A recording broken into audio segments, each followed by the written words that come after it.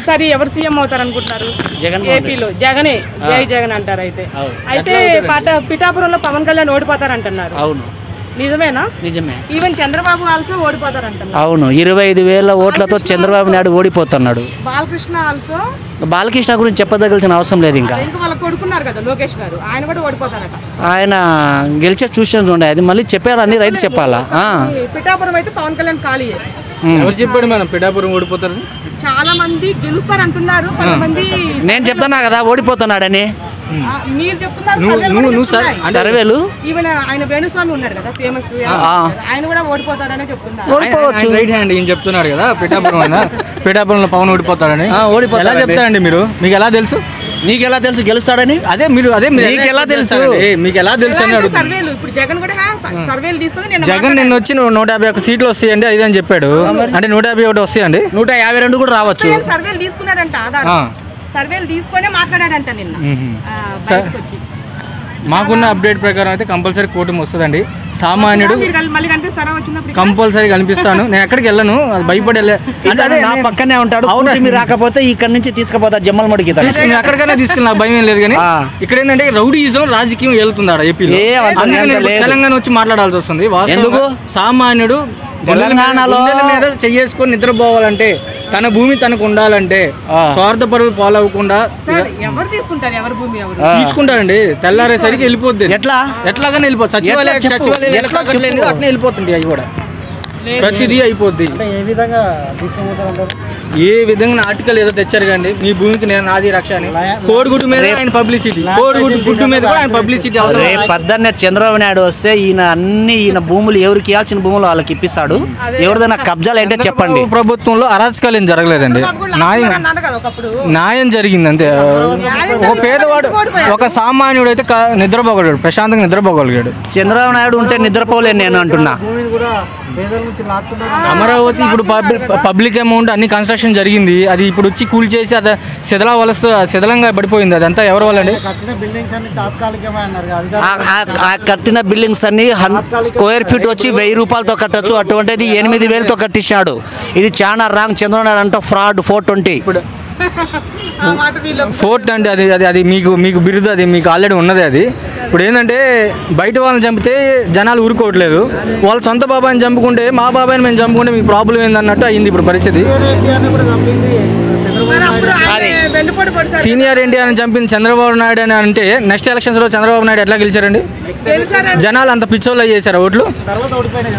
తర్వాత అదే చంపారన్న అంత ఖచ్చితో ఉన్నప్పుడు జనాలు ఎట్లా ఓట్లు వేస్తారు? గెలిచి అది సానుభూతి ఓట్లు పడ్డాయండి. అది వేరండి, అది వేరు. అప్పుడు జరిగిందంతా వేరు. మన అందుకని అప్పుడు ఎన్టీఆర్ అన్నట్టు చేశారని ఇప్పుడు వివేకానంద రెడ్డి ఇప్పుడు వివేకానంద రెడ్డిని అలా చేశారంటారు. రామారావుకి ఇంతమంది పిల్లలు ఉన్నారు, మరి వాళ్ళు ఎందుకు రాజకీయంగా ఎదగలేదు? ఒక్కళ్ళు కూడా ఎదగలేదు రాజకీయంగా. అంటే దానికి ఒక లౌక్యం తెలిసి ఉండాలి. అది తెలుగుదేశం, ఆయన సినిమాల్లో బిజీగా ఉన్నాడు, ఆయన ప్రొఫెషన్లో ఆయన బిజీగా ఉన్నాడు.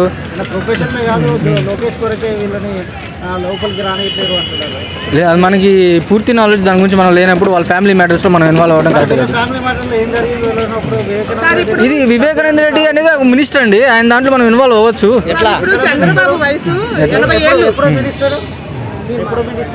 ఒక మినిస్టర్ని చంపితేనే ఇక్కడ దిక్కు దివాణం లేదండి ఏపీలో. తెలుగుదేశం పార్టీ అధికారంలో ఉంది. వివేకానంద రెడ్డి చనిపోయినప్పుడు వాళ్ళు ఎంక్వైరీ చేయలేదు, దాని గురించి వాళ్ళు ఇలాంటి చర్యలు. అంటే ఇప్పుడు చంద్రబాబు నాయుడు చంపారంటారా? ఎవరైనా చంపవచ్చు, కోర్టులో అయితే ఏం చెప్పలేదు కదా ఇప్పుడు. అదే కోర్టులు ఎందుకు ముందుకు పోవట్లేదు దాని కేసు? ప్రభుత్వం వచ్చింది కదండి, ఎంబటిని 5 సంవత్సరాలు ప్రభుత్వంలో ఉన్నప్పుడు మరి చేసుకోవచ్చు కదా. జగన్ మా బాబాయిని ఎవరు చంపారని అంత ప్రేమ ఉంటే పోయి చూసుకోవచ్చు కదా. చావు దగ్గరికి వెళ్ళి ముసి నవ్వులు నవ్వుకుంటాడు. చావు దగ్గరికి వెళ్ళి ఈ చనిపోయింది ఒక సిచ్యువేషన్ తగ్గ సిచ్యువేషన్లో ఏ సిచ్యువేషన్ అయినా కానీ నవ్వేదన్న పని అంతే కదా. ఇప్పుడు మనిషి చనిపోయిన దగ్గరికి వెళ్ళి నవ్వితే ఎలా ఉండిద్దండి? ఏడుస్తున్నా అంటే మీరు ఫ్యామిలీస్ ఇప్పుడు రాజకీయాలు ఎలా తయారయ్యాయి అంటే, ఇంట్లో వాళ్ళని ఆడవాళ్ళని ఫ్యామిలీస్ని తిట్టే విధంగా అరాచకంగా తయారైంది. అంటే మీరు పక్కా వైసీపీలో ఎదుర్కొన్నాను క్వశ్చన్స్తో, మీరు పక్కా వైసీపీ అని నాకు క్లియర్గా అర్థమవుతుంది. సరే, ఏం డెవలప్ అయ్యింది నాకు ఒకటి ఇట్లా అంటే నాకు వైసీపీ ప్రభుత్వం నాకు ఇది పలానా జరిగింది, పలానా డెవలప్ అయిందని ఒకటి చెప్పండి. పచ్చళ్ళు, పేపర్లు, పచ్చళ్ళు, అప్పడాలు ఈ మీకు డెవలప్మెంట్. ఈడ ఉండి హైదరాబాద్లో ఉండి డెవలప్మెంట్ కాదు, ఆడ బయటికి తిరిగితే కనపొస్తుంది. ఏం డెవలప్ అయింది? ఏంటంటే పచ్చళ్ళు, అప్పడాలు అలా డెవలప్ అయింది. హైదరాబాద్లో ఉండి మాట్లాడడం కాదు, బయట తిరిగితే చేపలు, చికెన్ కొట్టుకోవడం డెవలప్ అవుతుంది. డెవలప్మెంట్ పక్కన రాష్ట్రం మీకు తెలంగాణలో తెలుస్తుంది కదా సార్. ఇప్పుడు మనం ఏపీ డెవలప్మెంట్ లేకే కదా ఇప్పుడు మనం అక్కడి నుంచి వచ్చి ఇక్కడికి జాబుల కోసం ఎత్తుక్కుంటా భార్య పిల్లలు వదిలేసి ఇక్కడికి వచ్చి పోయి కష్టపడుతుంది, వచ్చిన డబ్బు రెంట్ కట్టుకుంటా చాలకుండా జీతాలతో మనకే డెవలప్మెంట్ ఉంటే ఎడదాకా రాం కదా. అవును, అప్పుడు విడిపోద్దని ఊహించలేదు కండి, విడిపోద్దని తెలియదు కదా. అవును, అట్లాగే ఇప్పుడు ఇంకోసారి ఈ లాస్ట్ టర్మ్ కానీ వచ్చుంటే అమరావతికి పక్కగా డెవలప్ అయ్యేది, మంచిగా డిమాండ్ వచ్చేది. ఇప్పుడు అవుతుందని నేను చెప్పనండి. ఇప్పుడు ఏదో వస్తే చంద్రబాబు మాయ చేసి ఇమ్మీడియట్ గా రాత్రి బిల్డింగ్లు కట్టి ఏదో డెవలప్మెంట్ అయితే నేను అన్నాను. ఇప్పుడు జనాలకి, ఏపీ ప్రజలకి పథకాలు అవసరం లేదండి. మనశ్శాంతిగా నిద్రపోగలిగితే చాలు, గుండెల మీద చెయ్యేసుకొని ప్రశాంతంగా నిద్రపోగలిగితే చాలు. సంపాదించుకున్న డబ్బులు ఉంటాయో రేపు లాక్కుంటారో తెలియకుండా ఈ కరెంటు బిల్లులు, ఈ జనాలు ఇవన్నీ వచ్చినా, డబ్బులు వచ్చినా ఎట్లా లాగాలో జగన్ బాగా తెలుసు. మందు మీద పెట్టి అది ప్రకృతికి చంద్రబాబు నాయుడుకి దాని లింక్ మనం చేయలేం కాబట్టి. ఇప్పుడు ఏడు వస్తే అతివృష్టి లేదా అనావృష్టి, అంతే అంటారు కదా. జగన్ వస్తే అతివృష్టి, అనావృష్టి. సరే ఇవన్నీ పడతామండి. ప్రభుత్వం మారితే సామాన్యుడు ప్రశాంతంగా ఉంటాడు, ప్రాబ్లమ్స్ ఏముండవు. పథకాలు వచ్చినా రాకపోయినా పర్లేదు, పథకాలు వచ్చినా రాకపోయినా పర్లేదు.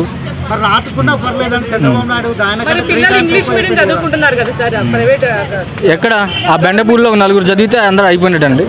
ఆ బెండపూడిలో ఒక నలుగురు వచ్చి చెప్తే అయిపోయినట్టేనా? చెప్పండి భాస్కర్ రెడ్డి గారు, చెప్పండి, మాట్లాడండి. మీరు డెవలప్మెంట్ ఏదైనా చేస్తుంటే నేను పలానా డెవలప్మెంట్ వైసీపీ హయాంలో జరిగిందని మీరు గుండెల మీద మీ గుండెల మీద చేసుకొని చెప్పండి. నువ్వు ఏం డెవలప్మెంట్ చేద్దాం నువ్వు చెప్పు. జరగలేదు ఏమైనా ఉంటే కదా డెవలప్మెంట్ చెప్పండి. నేను ఏదైనా డెవలప్మెంట్ ఉంటే కదా, ఏమైనా ఉంటే చెప్పండి. మీరు డెవలప్మెంట్ ఉంటే చెప్పండి, ఏదైనా ఉంటే కూర్చొని మాట్లాడు. నువ్వు హైదరాబాద్లో కూర్చొని డెవలప్ చేయలేదు, రోడ్లు వేయలేదు, ఇది వేయలేదని కాదు. అక్కడ పోయి బయటకు పోయి చూస్తే సచివాలయము, స్కూల్ చూస్తే నీకు అర్థమవుతుంది. నువ్వు హైదరాబాద్లో ఇక్కడ కృష్ణకాంత్ పార్క్ దగ్గర డెవలప్ కాలేదు, ఇది కాలేదు అని గాలి మాటలని మాట్లాడితే పట్టు. ఇప్పుడు వాలంటీర్ వ్యవస్థ ఒకటి తెచ్చారు, ఉద్యోగాలు అవి వాలంటీర్ వ్యవస్థ. 5,000 ఏ విధంగా అది ఒక మనిషికి సరిపోతాయని తెలిసే జాయిన్ అయ్యారు. మళ్ళీ ఇంటింటికి వచ్చి రేషన్ అని ఆటోలు పెట్టాడు. గుడ్డు మీద ఆయన బొమ్మ వేసుకుంటాడు. కోడిగుడ్డు మీద కూడా ఆయన బొమ్మ అవసరం, పబ్లిసిటీ. ఆ సచివాలయానికి ఆయన రంగులు వేసి ఎంత తీసాడు, దాని వల్ల ఎంత లాస్ వచ్చింది, మళ్ళీ కోర్టు దాన్ని కొట్టేయడం వల్ల ఎవరు డబ్బు అండి? అది పబ్లిక్ అమౌంట్ కదా, పబ్లిక్ అమౌంట్. ఇప్పుడు చంద్రబాబు కట్టిన బిల్డింగ్లు ఏమైనా చంద్రబాబు సొంత డబ్బులతో కట్టాడా? ఈయన పోయి కూల్చేయడానికి? అది పబ్లిక్ అమౌంట్ కదా, దాన్ని కూడా వృధా అయిపోయింది కదా. పబ్లిక్ సొమ్ము నా ఇష్టం ఉన్నట్టు నేను చేస్తాను. అమరావతి స్క్వేర్ ఫీట్ 1000 రూపాయలు స్క్వేర్ ఫీట్ కట్టాల్సింది. పెద్దవాళ్ళు చెప్పింది వినడు. ఒకటి నాకు చెప్తే నేను వినేదని అనేది ఒక అహంకారం ఉన్నింది. ఈ దెబ్బతో అహంకారం మొత్తం తీసేస్తారు ఏపీ పీపుల్. ఇప్పుడు ప్రశాంతంగా జనాలు, రేపు వచ్చే రోజుల్లో పండగ వాతావరణం మొదలైద్ది. మొత్తం ఎల్లోనే, మొత్తం ఏపీ మొత్తం ఇంకా ప్రశాంతంగా అందరూ ప్రతి ఒక్కరు హ్యాపీగా ఉంటారు. చౌదరి గారు అనండి, చౌదరి గారు అంత అరాచకాలు చేయరండి. ఇప్పుడు చౌదరి గారు నేను పలానా క్యాస్ట్ గురించి నేను మాట్లాడలేదండి. అరాచక పసుపు శుభకార్యానికి మంచిదండి. పసుపు శుభకార్యానికి మంచిది. ఒక అమ్మవారి దగ్గరికి వెళ్ళినా పసుపు కుంకుమ తీసుకెళ్తారు. నేను ఆ విధంగా చెప్తున్నా. ఒక శుభం ఏందండి, పసుపుగా ఉంటుందా? అవును మరి. నువ్వు ఒకసారి కార్డు వేసుకొని చూసావా ఫామ్ విషయం? కార్డు వేసుకొని చూడు. ఇది అంతా ఇంకా వాళ్ళు అట్లా అన్నారంటే ఇంకా ఇమ్మెచ్యూరిటీలోనే ఇంకా ఉన్నారు. ఇంకా వాళ్ళు ఏంటంటే మొన్న ఊరికి వెళ్తా బస్సు దగ్గర ఒక వైసీపీ కార్యకర్తను కలిగించాను. మా ఊరు చేస్తాడా, మా బాబాయ్ని మేము చంపుకుంటాం, మీకేం ప్రాబ్లం అన్నట్టు మాట్లాడాడు. చంద్రబాబు నాయుడు ఎప్పుడు ఎన్టీఆర్ చనిపోయిన దాని గురించి కానీ, బాలకృష్ణ ఇంట్లో హత్యలు జరిగిన గురించి కానీ ఎవరు మాట్లాడారు? ఎప్పుడు అని ఇంట్లోనే సవ్యంగా చేయలేనాడు. మన బయట ఏం చేస్తాడండి, ఇంట్లో అక్కా చెల్లెల్ని సరిగ్గా చూసుకోలేనాడు. చంద్రబాబు నాయుడు ఇంట్లో జరిగితే సంసారం. మనకి ఇంట్లోనే అక్కా చెల్లెల్ని, మనం ఇంట్లో అక్కా చెల్లెల్ని సరిగ్గా చూడలేనాడు. బయట ప్రజలు ఏం చూస్తాడండి? ఇప్పుడు జూనియర్ అల్లు అర్జున్ ఉన్నారు, మన వైసీపీ శిల్పారావి రెడ్డికి ప్రచారానికి పోయింది. మరి దాన్ని ఎట్లా చూస్తారు? మీకు పార్ట్నర్ అదే కదా పవన్ కళ్యాణ్. అది ఆయన ఒపీనియన్ అండి అల్లు అర్జున్ గారు. అన్ని నువ్వే డబల్ గేమ్ మాటలు మాట్లాడు. ఇప్పుడు అల్లు అర్జున్ గారిని పోయి నేను వచ్చి బాబాయ్ ఉన్నాడు పవన్ కళ్యాణ్ గారికి ఎందుకు సపోర్ట్ చేయలేదంటే అది ఆయన ఒపీనియన్, మనం ఎట్లా డిసైడ్ చేస్తాం? చంద్రబాబు నాయుడు మాటలు మాట్లాడకాకు. ఎట్లా అంటున్నారు? చంద్రబాబు నాయుడు మాట్లాడబట్టి ఇంకా ప్రపంచం ఏపీ ఇంకో ప్రశాంతంగా ఉంటుంది ఈ మధ్య. అందుకే హైదరాబాద్ అంటే లేడు కదా. నెక్స్ట్ మంత్ 6వ తేదీ 7వ తేదీ ప్రమాణ స్వీకారం చంద్రబాబు నాయుడు గారు ప్రమాణ స్వీకారం చేస్తున్నారు. ఎందుకు పోయినాడు? 9వ తారీఖున చేస్తారండి కంపల్సరీ. ఆ రోజు మళ్ళీ మీరు ఏమన్నా నాకు గుర్తుంటే ఇంటర్వ్యూ చేస్తాడు. జగన్మోహన్ రెడ్డి వైజాగ్ లో ప్రమాణ స్వీకారం ఆయన చేస్తాడా? జగనే కదా? లేదండి రాడండి. జగనే కదా. జగన్ వైజాగ్ లో ప్రమాణ స్వీకారం చేస్తే మీరు చేసినారా? మీరు ఇంకోసారి చేస్తే ఏపీ ప్రజలు ఆడన్ని ఆస్తులు అమ్ముకొని ఇంకా తెలంగాణలో బీహార్ అటైనా వెళ్ళిపోతారండి. జనాలు వెళ్ళిపోవాలి తప్పదు. ఆడ కిమ్ జోంగ్ నార్త్ కొరియాలో ఉన్నాడు కదా, ఇంకా అదే పాలన వచ్చేస్తుంది అంతే. చౌదరీస్ రెడ్డిస్ పోతాను కాదు అక్కడ. ఇదే కామెడీ అయిపోయిందండి ప్రతి ఒక్కరికి. చౌదరియే వాడు ఎల్లో టీం అంటే ఇంకా చౌదరియేనా, వేరే క్యాస్ట్ ఉండదా? ఇంకా నాయుడు అంటే నాయుడు అంటే క్యాస్టే పాలిస్తుందా మొత్తం? అంటే ఇప్పుడు ఎలా జరుగుతుందంటే ఒక చదువుకున్నోడికి చదువు లేనివాడికి అందరూ ఒకటే అయ్యారు. ఇప్పుడు ఒక క్యాస్టే రూల్ చేస్తుంది. ఒక క్యాస్ట్నే అడ్డం పెట్టుకొని నువ్వు అమ్మ ఊడి ఇంకోటి ఏ ఊడన్నయ్యి నువ్వు ఎంత తిన్నా నాకు సంబంధం లేదు, నువ్వు మాకు పథకాలు ఇయిపోయినా పర్లేదు, రోడ్లు అయిపోయినా పర్లేదు, నువ్వు నాకు ఏం చేసినా చేయకపోయినా పర్లేదు. ఇప్పుడు ఎట్లా ఉందంటే నువ్వు మందు ఇప్పిస్తే చాలు. ఇప్పుడు మందు రేట్లు ఇసుక లేకపోతే ఏం డెవలప్మెంట్ జరిగిద్దండి? ఇసుక లేకపోతే కన్స్ట్రక్షన్స్ అని ఆగిపోయి ఇక్కడ జరుగుతుంది కన్స్ట్రక్షన్. ఆడేమన్నా ఏపీలో కన్స్ట్రక్షన్స్ ఉన్నాయా? ఒక బేల్దార్ పని ఏమైనా జరుగుతుందా? కూలీలకి ఏమైనా? రుషికొండలో డెవలప్ అవుతుంది, ఇంకా వైజాగ్లో డెవలప్ అవ్వట్లా. రుషికొండ మీద డెవలప్ చేసుకుంటున్నాడు. పోర్ట్లో చూస్తే తెలుస్తుంది కృష్ణకాంత్ దగ్గర ఏం అభివృద్ధి చెందింది. ఎట్టంటావు నువ్వు? మైక్ పట్టుకోండి ఒక నిమిషం మాట్లాడు. డెవలప్మెంట్ అయితే మాట్లాడు. ఎక్కడ డెవలప్ చేయాలో చెప్పు. నువ్వు ఈడ కూర్చొని డెవలప్ జరగలేదని అంటావు. ఏం జరిగింది ఏపీలో? ఏం జరగదో నువ్వు చెప్పు. ఏం జరగదో నువ్వు చెప్పు. రోడ్లు సక్రమంగా ఉన్నాయా? నువ్వు ఈడుండి చూస్తున్నావా? నువ్వు ఈడుండి రోడ్ పని చేయవా? చెప్పు. పని చేయవా? చంద్రబాబు నాయుడు వేసింటే పని చేయవా రోడ్లు? మీరు ఇప్పుడు అరాచకమైన పాలన వెళ్తుంది.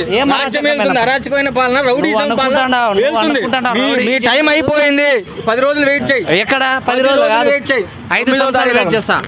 5 సంవత్సరాలు నెక్స్ట్ మంత్ 9 దాకా వెయిట్ చేయి. 5 సంవత్సరాలు వెయిట్ చేస్తా అంటున్నా కదా. ఈ రౌడీజం, ఈ గుండాయిజం, ఈ అరాచకమైన పాలన అన్ని ముగింపు పలుకుతాం. వెయిట్ చేయి. Just wait and see. అవన్నీ చెప్పుకోవడానికి. జై జగన్.